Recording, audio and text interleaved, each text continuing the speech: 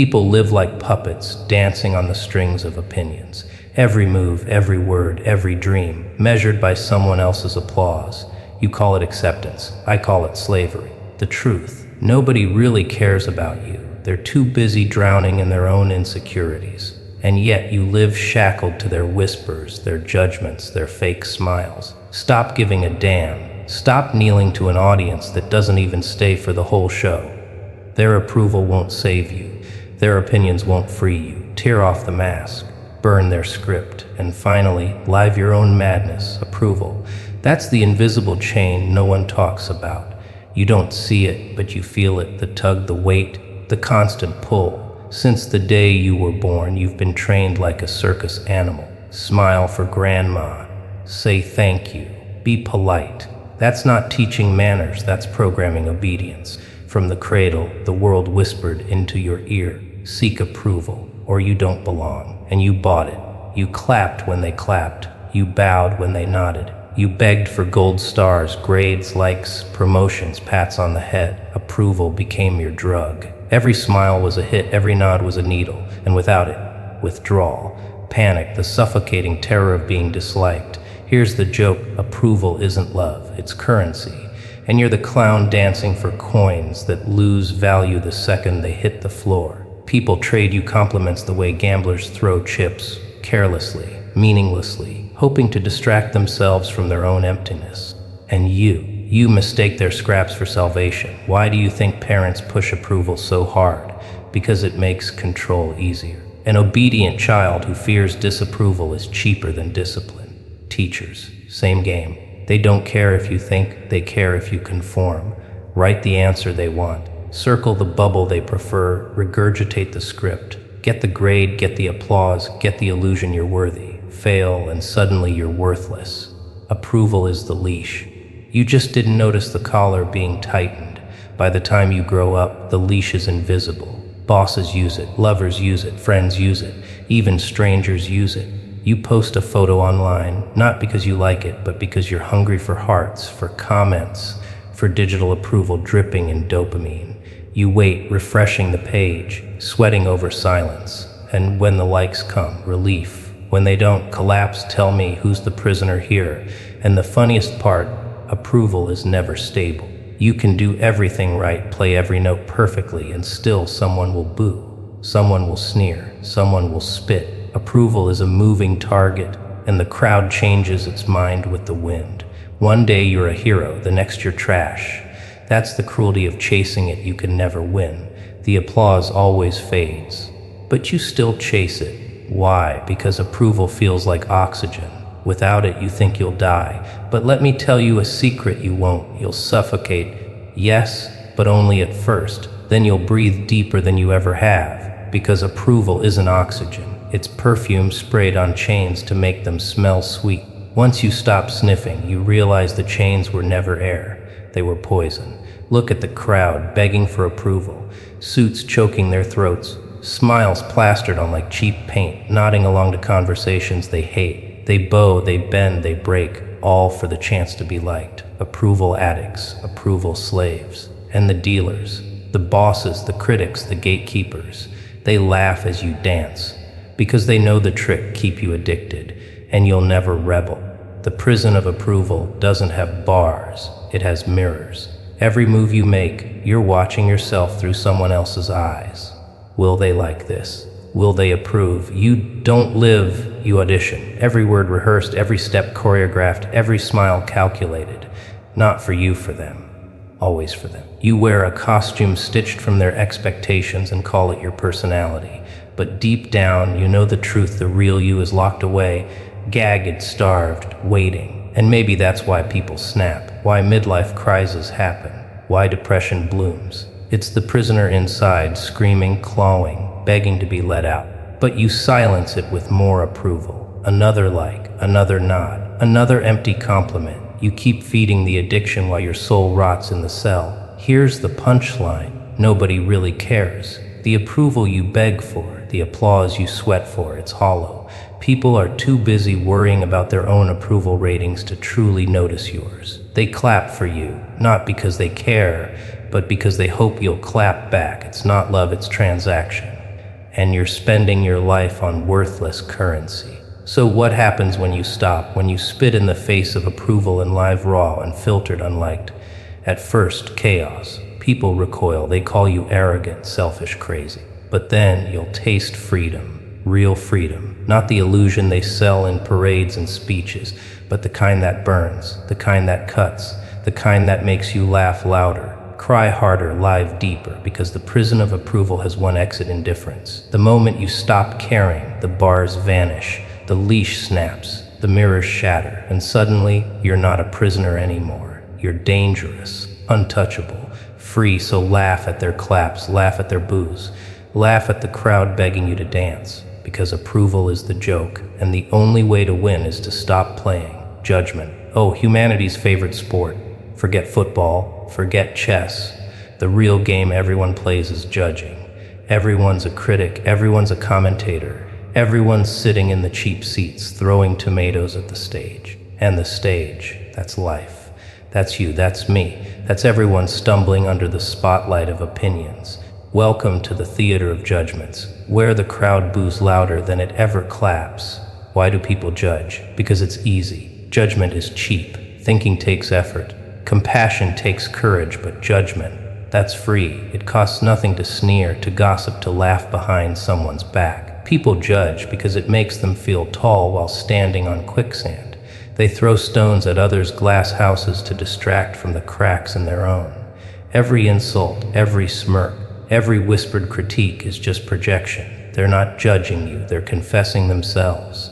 Look closely at the loudest critics, the ones always pointing fingers, always dissecting others. They're running from their own reflection. Their judgment is camouflage for their insecurities. They tear you down because they can't build themselves up. That's the grand joke when people say, "You're not good enough." What they really mean is, "I'm terrified I'm not good enough." And yet, you let it hurt you. You let their words chain you. Why? Because you still think the theater is real. You think the audience matters. You perform for their approval. You sweat under their spotlight. You tremble at their boos. But here's the twist. The audience doesn't care about you.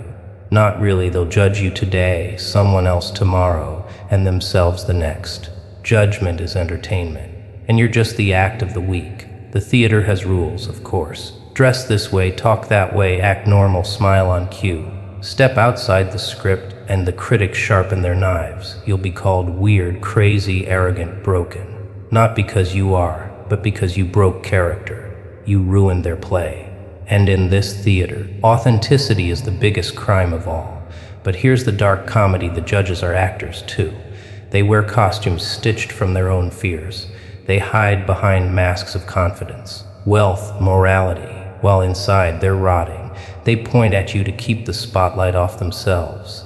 The theater is full of mirrors, and judgment is just smoke to hide the cracks. Think about it. How much of your life has been shaped by the fear of judgment? How many choices did you abandon because you imagined the crowd laughing? How many truths did you swallow because you feared the whispering critics? How many times did you wear a mask because you thought honesty would get you booed off stage? You don't live, you perform. And the tickets, they were free. Nobody even paid to watch your show. Judgment is also a trap of time. People spend hours dissecting others, how they dress, how they talk, who they love, as if someone else's existence is a puzzle worth solving. But the cruel punchline: nobody remembers. The same mouth that judges you today forgets you tomorrow. The critics move on, the spotlight shifts, the theater empties, and you're left bleeding over reviews nobody even rereads. The truth is, the theater of judgments collapses the moment you stop performing, when you stop fearing the crowd, when you laugh at their boos, when you live unscripted. The theater burns down. The critics lose their power. Their tomatoes turn to dust in mid-air, because judgment only hurts if you're still playing their game. But people rarely walk away. They're addicted to the stage, addicted to the noise. They beg for claps, dread the boos. But either way, they keep performing. It's safer to stay in character than to risk walking off into the unknown. The theater may be cruel, but it's familiar, and humans cling to familiarity even when it kills them. So what's the answer? Burn the stage, tear the curtains, smash the spotlight. Let the critics scream until their throats bleed, and then laugh, because their judgment isn't truth, it's theater. Cheap, desperate theater performed by people who can't face themselves. And once you stop giving a damn about their reviews, something magical happens. The stage dissolves, the audience vanishes, and you realize you were never the actor, you were always the playwright. The script was always yours to write. So laugh at their sneers, laugh at their whispers, laugh at the desperate crowd, booing louder than they ever lived. Because in the theater of judgments, the only way to win is not to play. Reputation. The shiny coffin people build for themselves. Everyone worships it, everyone fears losing it, and everyone dies trying to protect it. They call honor, name, status, but strip away the fancy words and reputation is just gossip with good PR. It's a myth, a story told by strangers about you, written in whispers, carved in rumors, painted in lies.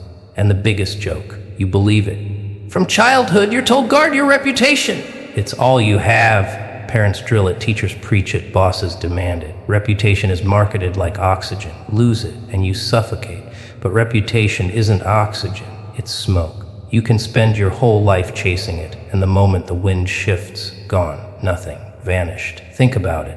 One mistake, one rumor, one whisper in the right ear, and your reputation shatters. Years of carefully constructed smiles, hard work, obedience, all undone by a single slip. A video, a screenshot, a careless word, and suddenly you're branded forever. That's not stability, that's fragility. Reputation is a glass house you spend your life polishing while the world throws stones. And yet, people live for it. They bend their backs, swallow their truth, bury their desires, all to protect the myth. They become prisoners of perception. They don't live for themselves, they live for the story told about them. They're terrified of a rumor, of a headline, of a whisper in the crowd. Reputation is the invisible tyrant ruling their lives. But here's the Joker's twist: reputation isn't real. It's not you. It's not your truth. It's just an echo of other people's opinions, stitched together into a costume you never chose. Reputation is public property. You don't own it. The crowd does. And the crowd is fickle, forgetful, and stupid. They crown you today, crucify you tomorrow, and forget you next week. Look at history. Heroes branded as villains, villains reborn as legends. Reputations rise, fall, twist, and flip. Morality changes, culture shifts, and suddenly yesterday's disgrace is tomorrow's trend. If reputation were truth, it wouldn't change with the weather. But it does, because it's not truth, it's theater. A myth repeated until people believe it. And oh, how people waste their lives protecting it. They stay silent when they should scream, obedient when they should rebel, fake when they should be raw. All to guard the fragile glass of reputation. They sacrifice authenticity for applause, honesty for safety, freedom for approval. And for what? For a myth that vanishes the second gossip shifts direction. Here's the cruel irony: the more you chase reputation, the weaker you become. You hand your power to strangers. You beg them, please think well of me. Please approve of me. Please believe the story I'm selling. You become a salesman for a product you don't even own. And the product, a fragile illusion nobody really cares about. Because here's the punchline: people aren't thinking about you. Not as much as you think. They're too busy protecting their own reputations, too busy drowning in their own insecurity. The crowd might whisper your name today, but by tomorrow, they'll be whispering someone else's. Your reputation is just a headline in a newspaper everyone uses to wrap their trash. So why fear losing it? Why kneel to a myth? Why sacrifice your truth for their narrative? The only reputation worth keeping is the one you hold with yourself. Can you look in the mirror without shame? Can you stand by your choices when the applause fades? That's reputation. Not the myth outside, but the truth inside. The liberation comes when you stop guarding the myth, when you laugh at the whispers, when you let the glass shatter, when you stop performing for their applause. Because then you're free. Free from the chains of perception, free from the prison of gossip, free from the myth of reputation. And yes, they'll talk, they'll judge, they'll sneer. But let them, because their words don't define you, their whispers don't own you, their stories don't cage you. Reputation is their game, not yours. And the only way to win is to stop playing. So laugh at the myth, Laugh at the fragile glass house. Laugh at the crowd polishing their own while throwing stones at yours. Laugh at the desperate clowns protecting their reputations while losing their souls. Because in the end, the myth of reputation dies with them, and all that's left is who they really were when the lights went out. And that, my friend, is the only truth that matters. Opinions. Humanity's most overproduced product. Everybody's got one, everybody wants to share it, and almost none of them matter. Opinions are like static on an old radio, loud, endless, and meaningless. Yet people live and die by them. They build their dreams around them, kill their joy because of them, and shackle themselves to the deafening noise of opinions. Think about it. People can't keep a thought inside their heads anymore. They vomit opinions like a sickness on politics, fashion, love, strangers, even things they barely understand. Social media turned this disease into a plague. Millions of critics, none of them experts, screaming into the void, desperate to be heard. Not because their opinions are valuable, but because silence terrifies them. Silence reminds them they don't matter, so they fill the air with noise. And what do? You listen, you scroll, you absorb. You let their static crawl into your skull, echo in your bones, shape your choices. You let strangers' words decide how you feel about yourself. One comment, one sentence, and your mood collapses. Why? Because you thought opinions were truth. But they're not truth, they're noise. Here's the cruel joke: opinions aren't about you, they're about them. When someone says, "You're ugly," what they really mean is, "I'm insecure about myself." When they say, "You'll never make it," what they mean is, "I gave up and I want you to give up too." Every opinion is a confession in disguise. But you take it personally.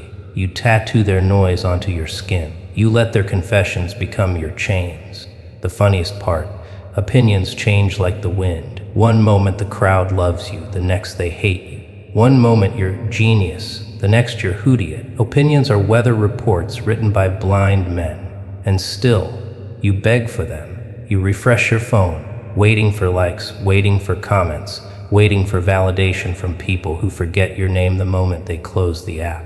But let's be honest, opinions are addictive. You crave them. Praise is a drug, criticism is a poison, and both control you. You rise when they clap, you fall when they boo. You've handed them the strings, and now you twitch like a puppet. That's the real tragedy. Not that they give opinions, but that you believe them. Look at the world.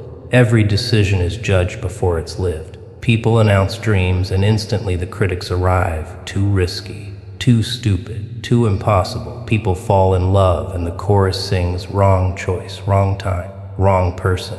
Nobody lives without commentary anymore. Life isn't a journey, it's a live stream, and the audience never shuts up. But here's the Joker's twist. Opinions only matter if you listen. Noise only hurts if you let it in. The moment you stop caring, the static vanishes. Silence returns, and in that silence, you finally hear yourself. That's the voice you've been drowning all along. Not the crowd, not the critics, not the strangers, just you. The tragedy. Most people never hear that voice. They live buried under noise, suffocated by other people's words. They never write their own script because they're too busy reading reviews written by fools. And when they die, their lives aren't their own. They're just the product of opinions collected like garbage.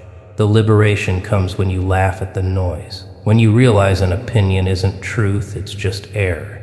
Breath wasted by people too scared to face their own silence. The moment you stop giving a damn, the noise becomes background, harmless, powerless, and suddenly you're free. Because the truth is, the noise will never stop. People will always talk, always judge, always scream their insecurities into the void. But you don't have to listen. You don't have to let their noise shape your soul. You can tune out. You can walk away. You can live without applause, without boos, without the endless chatter of people who don't matter. So laugh at their words. Laugh at the endless static. Laugh at the desperate crowd shouting louder than they live. Because in the end, opinions are nothing but noise, and silence is the only sound worth listening to. Ah, conformity. The world's most popular inside joke, and you're the punchline. Picture this: billions of people, each born with a unique fingerprint, a unique mind, a unique spark. Yet watch them grow, and what happens? They start marching in line, parroting the same phrases, buying the same clothes, chasing the same dreams they were told to chase. The irony, they call it individuality. I call it a bad comedy routine. Played on repeat, humans worship conformity like a religion. It's safe, it's easy, it's the golden ticket to being accepted. But here's the twist. Studies prove that most people would rather be wrong in a group than right alone. Solomon Asch's famous experiments showed it. Subjects knowingly gave wrong answers just to match the group's opinion. Think about that. The truth sat there screaming in their faces, but they betrayed their own eyes because the crowd disagreed. That's not intelligence, that's a clown act, a tragedy dressed as comedy. And isn't that hilarious? People will chain themselves in invisible cages just to avoid the horror of standing out. They'll cut off pieces of their soul, smother their creativity, silence their thoughts. All for what? So the mob won't boo. They'd rather be clones applauded than originals mocked. That's conformity, the longest running joke in history. But here's where it gets darker. Conformity doesn't just kill individuality, it breeds obedience. Entire regimes, cults, and genocides weren't powered by monsters. They were powered by conformists. Ordinary people nodding along, too scared to deviate, too weak to say no. The Nazis didn't need everyone to be evil. They just needed everyone to conform. And they did, with smiles, with cheers, with applause. Conformity isn't just a comedy, it's a weapon. Look around you. Fashion trends cycle like clockwork, and everyone plays along. 1 year skinny jeans, the next baggy. 1 year kale is salvation, the next it's avocado toast. They obey trends like commandments, even when it bankrupts them. Corporate offices demand team players, which really means conform or starve. Schools don't teach you to think, they teach you to memorize and regurgitate. Break the mold, and you're punished. Stay in line, and you're rewarded with a certificate. Proof that you played your role in the comedy. And here's the tragicomic punchline. People conform while preaching, be yourself. They slap inspirational quotes on Instagram while hiding behind filters and hashtags designed to make them identical. They buy unique products mass-produced in the millions. They scream about freedom while shackling themselves to what's normal. It's not individuality. It's conformity with a mask of rebellion. The same script, just louder. But the real joke, conformity never protects you. You think blending in will shield you from ridicule, rejection, judgment. Wrong. Conformists still get mocked. They still get betrayed. They still get abandoned. Because the mob doesn't love you for obeying. It tolerates you. And the second you slip, the second you fail to meet their standard, they'll throw you under the bus. You spent your life bowing to a crowd that was sharpening knives behind your back. Psychologists say humans fear social rejection more than physical pain. That's why conformity thrives. It's anesthesia for the lonely, a bandage for the insecure. But it's also poison. It kills authenticity, strangles courage, suffocates creativity. Greatness never comes from conformity. Innovation never bows to the mob. Every revolutionary, every artist, every leader who ever changed the world, they were mocked first, hated next, celebrated last. The comedy of conformity is that history applauds the rebels while the present crucifies them. And yet, most people never get it. They live their entire lives like extras in someone else's film, proud to have no lines, proud to fade into the background. That's the real tragedy. Not that conformity exists, but that people defend it, love it, protect it, as if shackles were jewelry. They laugh at the nonconformists, not realizing the laugh is on them. So, here's the truth. Society will never whisper conformity is cowardice. It's the easy way out. It's the slow death dressed in applause. The world doesn't need another copy. It needs originals, raw, untamed, unafraid. But the moment you dare to break away, the mob will boo, they'll mock, they'll call you crazy. Good, let them. Because every boo is proof you're no longer in the comedy. You've stepped off stage. You're writing your own script. And that's the funniest thing of all. When you stop conforming, when you laugh at the mob's laugh track, you finally see the joke for what it is. They're not laughing at you. They're laughing because they're terrified. Terrified that you had the courage to do what they never could, walk out of the circus, tear off the clown makeup and live free. Love. the greatest con of them all, the shimmering illusion sold as salvation, the trap disguised as freedom, the sweetest poison poured into trembling hands. They tell you love is pure, eternal, divine. They write songs about it, build temples for it, wage wars in its name. But beneath the poetry and perfume, love hides a knife. And sooner or later it cuts. You see, love begins as worship. The eyes meet, the heart stumbles, and suddenly you've found your savior. That one person who supposedly completes you. What a joke.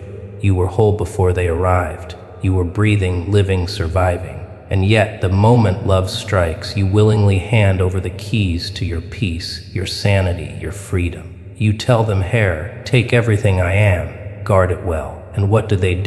They stumble, they drop it, they smash it, and they call it human. The betrayal of love is not in the ending. It's baked into the beginning.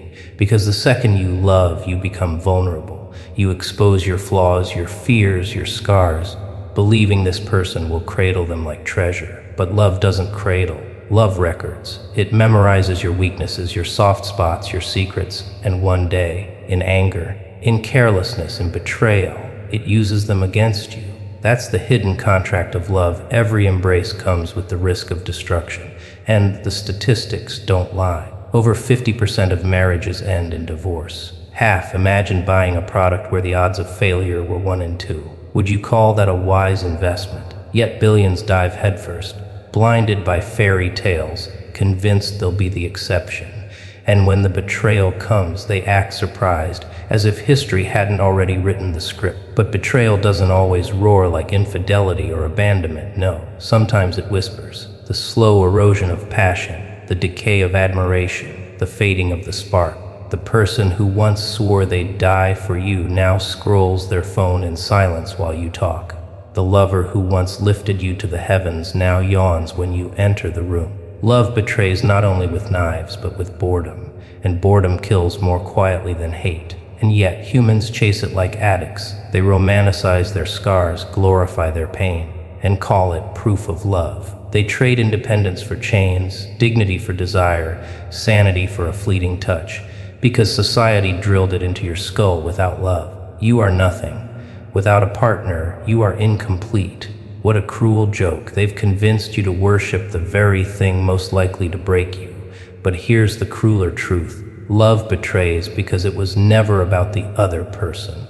It was about the fantasy you built in your head. You didn't love them. You loved the mask they wore, the projection of your own hunger for meaning.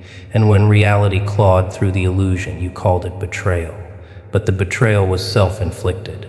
You lied to yourself first. They only played along. Now, don't mistake me. I'm not saying love is worthless. No, love is powerful. So powerful it rewires the brain. Neuroscientists show that the brain of someone in love looks nearly identical to the brain of a drug addict. Dopamine surges, serotonin dips, rational thought collapses. Love is not enlightenment, it's intoxication, and intoxication always ends with a crash. So what's the escape? Do you lock your heart in iron chains, vow never to feel? Never to trust, never to touch? That's one path, a cold one, but a safe one. Or you can love differently. Love without worship, love without surrender, love without illusion. To see a person as they are, not as you fantasize. To give without expecting salvation in return. To walk into love with eyes wide open, knowing the knife might be there, and still refusing to hand it your throat. Because the betrayal of love only destroys those who made love their God. The ones who made it their master, their reason, their identity. But if you remain whole, if you remain sovereign, then love cannot betray, it can only disappoint, and disappointment is survivable. Worship is not, so laugh at the fairy tales, sneer at the poets, mock the idea of forever. Love if you must, but love with teeth, love with awareness. Love like the Joker-D, knowing every kiss carries poison, every vow carries a lie, every embrace carries risk. But still smiling, still playing because you know the truth. Love is not salvation. It's just another joke. And once you see the punchline, betrayal loses its sting, control. The oldest religion in the world. Older than temples, older than scripture, older than gods themselves.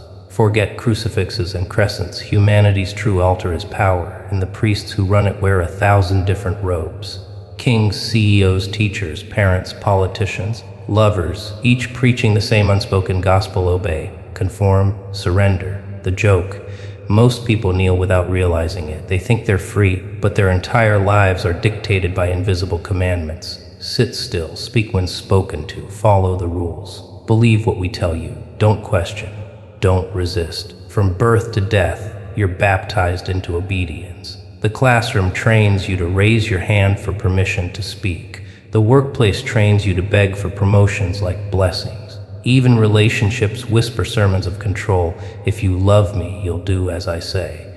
Every system is a church, every authority a priest, every law a sermon designed to keep you in line. And oh, the rituals. Taxes as tithes, elections as confessions, social media likes as public prayers. You wake up, clock in, bow your head to the holy machine of productivity, and go to bed exhausted, praising the system that drains you. That's not freedom. That's worship of a God you didn't choose. Psychologists call it learned helplessness. Experiments prove it: shock a dog enough times while tethered, and eventually, even when the leash is cut, it won't escape. Humans are no different. Conditioned by punishment, they surrender their will. They don't need chains. The belief in chains is enough. That's the genius of the religion of control. It doesn't need whips. It needs faith. Faith that you can't survive without obeying. Faith that questioning will damn you. Faith that freedom is dangerous. And what's more terrifying, most people defend their cages. They ridicule anyone who rattles the bars, mock rebels as foolish, dangerous, crazy. Stockholm Syndrome in full bloom. The oppressed kiss the ring of their oppressors and call it love. They worship their chains as sacred. They even demand others kneel too. Because nothing frightens a believer more than the sight of someone who doesn't believe. Governments thrive on this. They sell you protection while tightening the leash. Corporations thrive on this. They feed you dreams while owning your time. Even religions themselves, the official ones, perfected this game centuries ago. Heaven or hell, carrot or stick, eternal paradise or eternal torment, depending on whether you obey. Fear wrapped in faith, the oldest sales pitch in history. But here's the Joker's punchline: control only works if you consent. And most people do. They hand over their autonomy with a smile, desperate for certainty, desperate for someone else to hold the steering wheel. Because freedom is terrifying. It means no script, no safety net, no one to blame when you fall. Control feels safer, but safety is just another word for slavery. Do you want the real heresy? True freedom begins when you laugh at their rituals, when you spit on their altars, when you stop kneeling at the shrines of authority. When you refuse to worship the false god of control, you reclaim your power.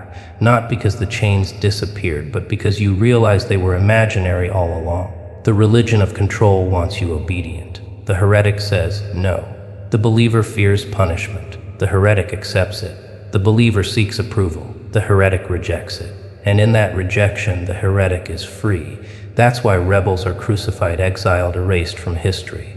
Because their laughter exposes the fraud, and once the fraud is seen, control collapses. So ask yourself, whose commandments are you living by? Whose altar are you bowing to? Whose God have you been tricked into serving? And when will you stop? Because here's the final joke: the priests of control don't care about your faith. They care about your obedience. Stop obeying and suddenly the gods lose their power. And then you're free. Freedom. The most expensive illusion ever sold, and the crowd buys it with both hands. They scream for it, they bleed for it, they even die for it. But peel back the paint, and what you'll find isn't freedom, it's a puppet show. Strings everywhere, invisible yet unbreakable. And every time you think you're dancing on your own, it's just the puppeteer tugging tighter. They tell you you're free because you can choose. Choose your clothes, your job, your partner, your flavor of soda. But choosing between cages isn't freedom, it's decoration. A lion locked in a golden cage is no freer than one locked in iron. Yet humanity struts around, jingling its keys, mistaking noise for liberty. Look closer, your freedom of speech. Go ahead, say what you want, then watch how quickly you're judged, canceled, silenced. Your freedom of choice. Try refusing taxes, try ignoring laws, try living off the grid without permission. Your freedom of work. You're free to sell your time, your energy, your creativity, but only in exchange for survival. If you stop, the system starves you. That's not freedom. That's conditional existence. And the statistics don't flatter the illusion. Studies show that nearly 80% of people worldwide feel trapped in jobs they hate, trapped, chained to a paycheck. If freedom meant anything real, wouldn't you wake up where you want? Work how you want, live how you want. Instead, you trade hours for money, money for bills, bills for survival. You call it freedom. I call it slavery with better branding. The beauty of the illusion is that it doesn't need chains. It just needs belief. Once you believe you're free, you stop asking questions. You play by the rules, you obey the systems. You conform, thinking you're choosing it, like a prisoner who decorates their cell and calls it home. The best cages are the ones that look like kingdoms. And oh, how the system laughs. Governments parade democracy like a circus trick, two parties, two masks, one coin. You're told to vote, to choose, to exercise your power.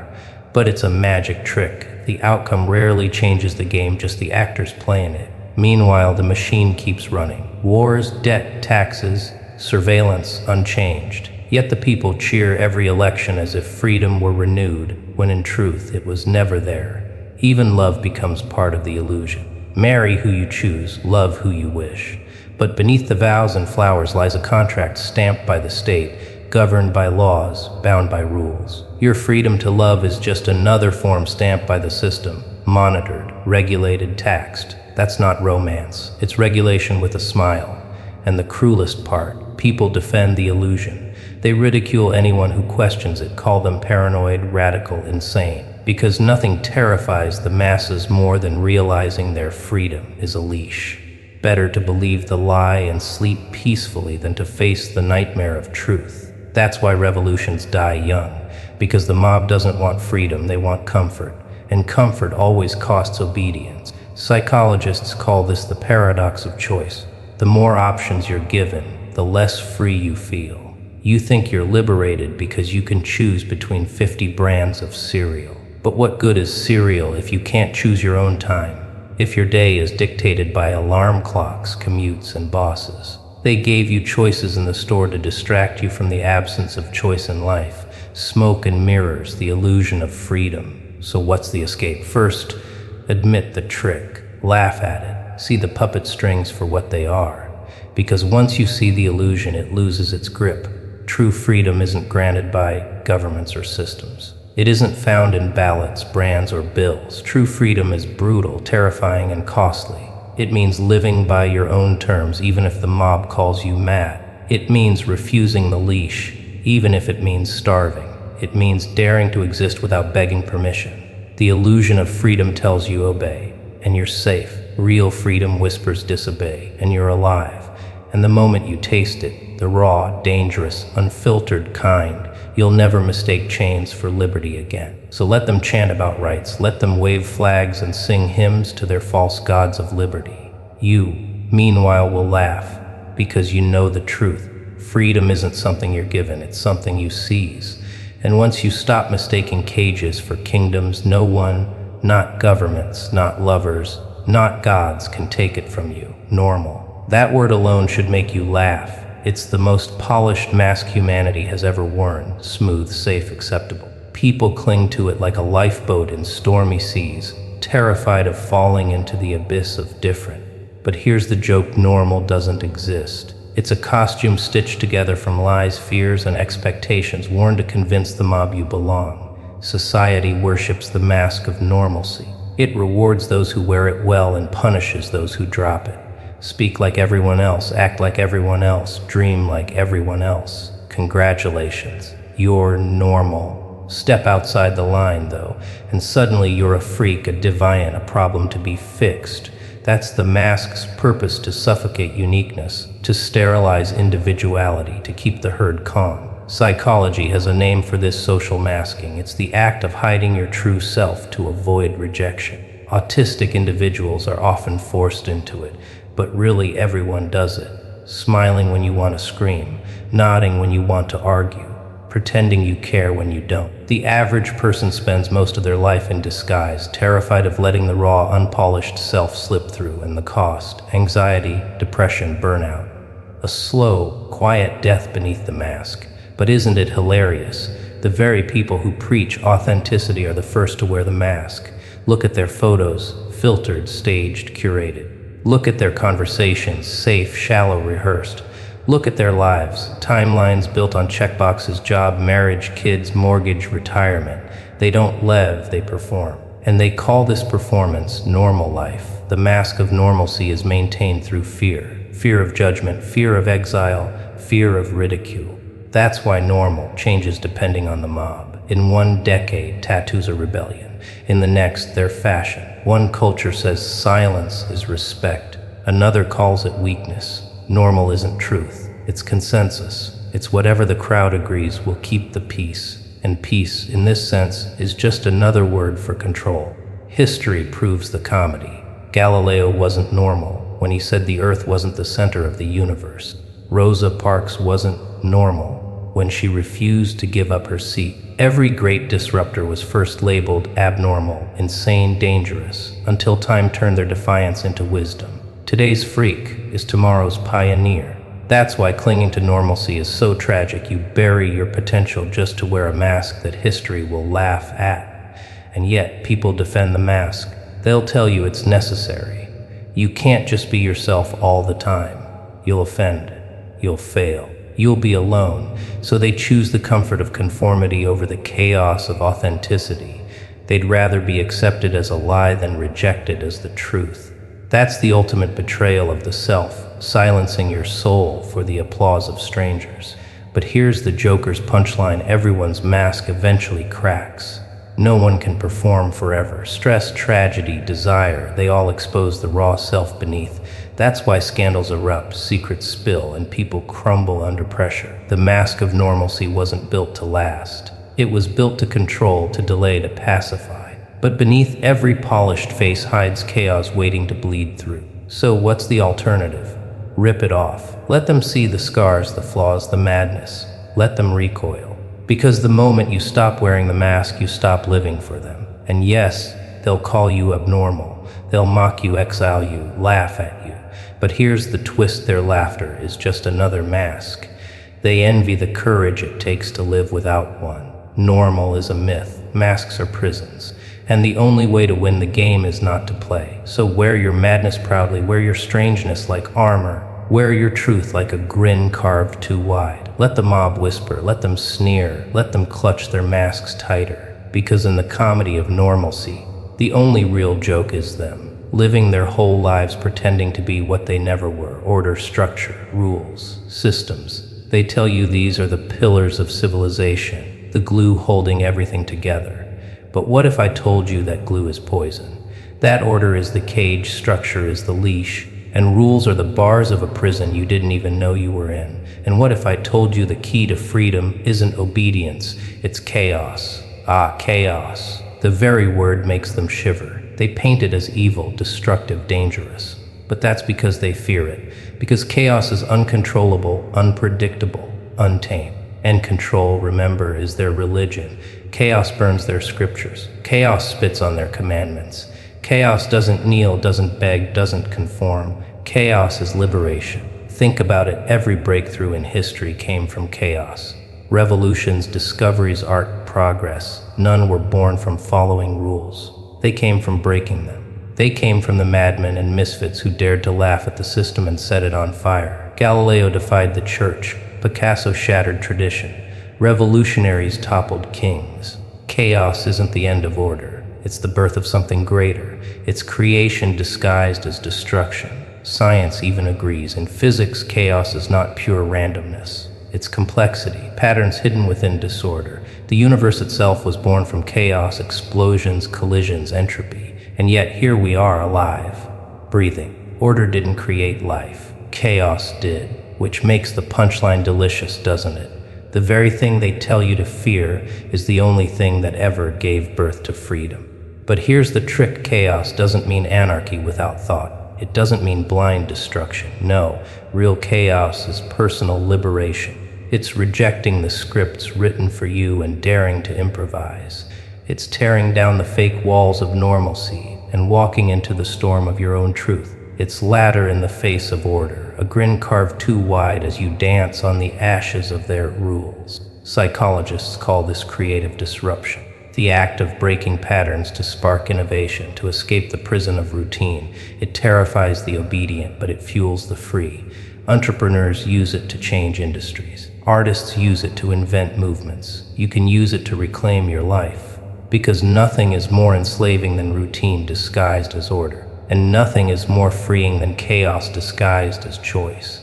And let's not forget the comedy. Those who cling to order always end up destroyed by it.